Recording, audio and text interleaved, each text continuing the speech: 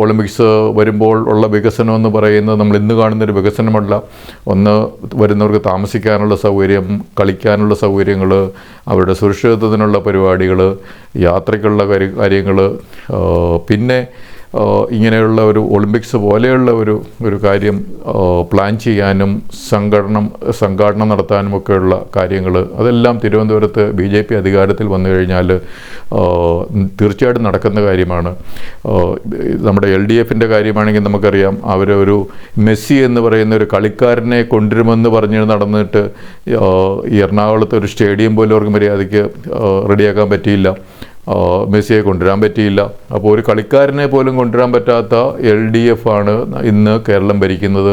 തദ്ദേശ സ്ഥാപനങ്ങളിലും കൂടുതലും അവർ തന്നെയാണ് ഭരിക്കുന്നത്. കാരണം അവരുടെ ഒരു സംഘാടന മികവും പ്ലാനിങ് മികവും ഒക്കെ ഒരു കളിക്കാരനെ പോലും ഇവിടെ കേരളത്തിൽ കൊണ്ടുവരാൻ പറ്റാത്തതാണ് എന്ന് അവർ തന്നെ ഇപ്പോൾ തെളിയിച്ചു കഴിഞ്ഞു. അപ്പോൾ BJP അങ്ങനെയല്ല, തീർച്ചയായിട്ടും അവർ പറഞ്ഞാൽ ചെയ്തിരിക്കും. അതിനുള്ള ഒരു പ്രാപ്തി അവർക്കുണ്ട്. അവരുടെ ട്രാക്ക് റെക്കോർഡ് അങ്ങനെയാണ്.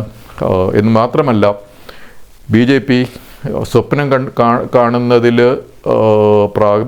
ഒരു പ്രാഗൽഭ്യമുണ്ടായിരുന്ന ആ കണ്ട സ്വപ്നങ്ങൾ നടപ്പാക്കിയ APJ അബ്ദുൽ കലാമിനെ ഇന്ത്യയുടെ പ്രസിഡൻ്റാക്കിയൊരു പാർട്ടിയാണ് BJP.